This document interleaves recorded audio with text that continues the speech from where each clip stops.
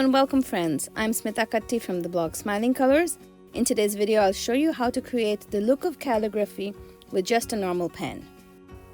So pull out your favorite sketchbook. You'll also need a pencil. I'm using the monograph mechanical pencil here today. A good eraser. This mono eraser is black and I love the way it erases all the pencil smudges. And you'll also need a black pen. Today I'm using the Mono Twin Permanent Marker. The pen comes with two tips, a broad tip and a fine tip. I'll be using both of these tips and showing you in this video so you can choose which one to use and which result you like best. I always start with the pencil and I've lightly lettered my quote here. You can't really see it in the video, but I always recommend that you start off with the pencil. This way you can erase and move elements and make sure all of your words will fit onto the page. So let's start with the fine tip of the Mono Twin Permanent Marker.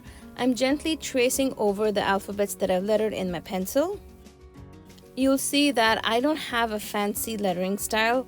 My style is kind of quirky. It's actually very basic. I just use a simple cursive style, and when I know that a word is larger in size or may not fit on the page, I shift to all capital letters. When I do the all capital letters, I can kind of move my letters up or down, make the letters taller and skinnier, and ensure that the entire word fits on the page. My main goal while lettering quotes is that I have all of the words snuggled next to each other nicely. I want them to fit together like a puzzle. I don't want large white spaces between words or in between even alphabets that much. So the word that I'm lettering right now, they, you can see the Y, I pushed it a little higher. The descender doesn't go all the way down. It's kind of one-lined, and I like to do that a lot. I like to kind of squish the alphabet so that they sit together, but when you read it, it looks beautiful and even. Now you can stop at just this point. I think it looks very beautiful, but I'll show you how you can amp it up just a little bit more. And this time I'm using the broad tip. This is the felt tip of the Mono Twin Permanent Marker. What you want to do is use that felt tip and go over the downstrokes. Now, if you've never done calligraphy before, you're going to ask me, what is a downstroke? So a downstroke is when you're drawing your letters, think of them as elements or images. So the G or the R that I've drawn, I know how my pen moves, and the pen moves up to down in the areas that I just highlighted right now, and I drew in darker. Those areas are called the downstrokes. So for each downstroke, what you want to do is add an additional line and then color it in to add this thickness. So what you're doing is adding weight or heaviness to those strokes. Just by making a thick and thin line, you have this contrast in each of the letters, and that contrast is what creates that calligraphy look. I'm going back now with the fine tip to just neaten those junctions where the thick and thin meet.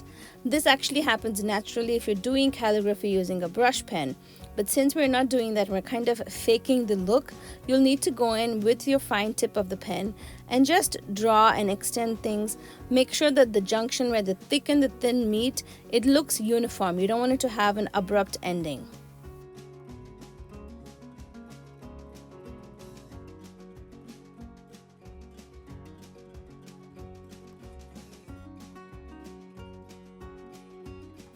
Now I'm just going to go ahead and repeat these same steps for all of the words that I've done with cursive lettering. You'll see that I also eliminated that fine tip blending. What I'm doing here is that I'm going over the entire letter with the felt tip. By doing that, I'm making the word even more bold, and you can see already how the letters and the words just pop off the page. I love doing this, especially with black letters.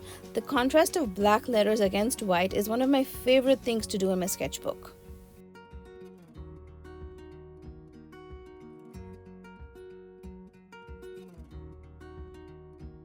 Now here's a point where you can again stop if you wish. I think this also looks very nice. There's contrast and there's interest on the page.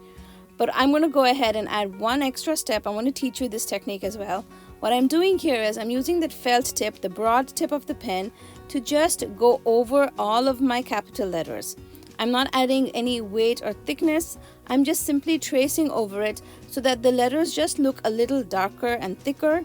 And you just want to go slowly, trace the lines that you've already drawn, and you can see that this, along with the cursive, they just contrast and add more interest to the page.